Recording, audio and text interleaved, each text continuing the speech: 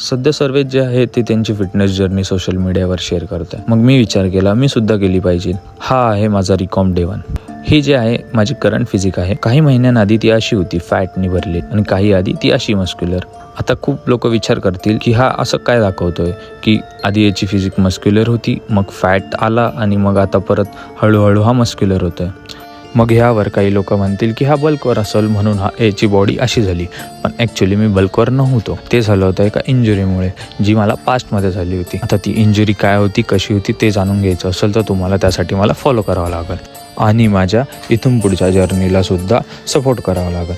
मागच्या 3 वर्षापासून मी वर्कआउट करतोय आणि मागच्या 3 वर्षात मला खूप एक्सपिरियन्स आणि खूप नवीन लोक भेटलेत. आता ते जे नवीन लोक होते त्यांनी पण मला खूप काही सांगितलं वर्कआउट्सबद्दल आणि प्रॉपर फॉर्मबद्दल. आणि खूप लोकांनी मला हेही विचारलं की तू कोणता प्रोटीन ब्रँड किंवा सप्लिमेंट ब्रँड यूज करतो. तर दरवेळेस माझं उत्तर राहायचं की मी कोणताही सप्लिमेंट ब्रँड आत्तापर्यंत तरी यूज नाही करत क्रिएटिनच्या ऐवजी. आता बघायला गेलं तर मग मी कोणताही सप्लिमेंट ब्रँड न यूज करता एवढी फिजिक कसं काय बिल्ड केली. तर हे सर्व तुम्हाला जर जाणून घ्यायचं असेल तर तुम्हाला माझ्यासोबत माझी जर्नी बघावं लागेल इथून पुढची. धन्यवाद आणि नेक्स्ट व्लॉग नक्कीच बघा.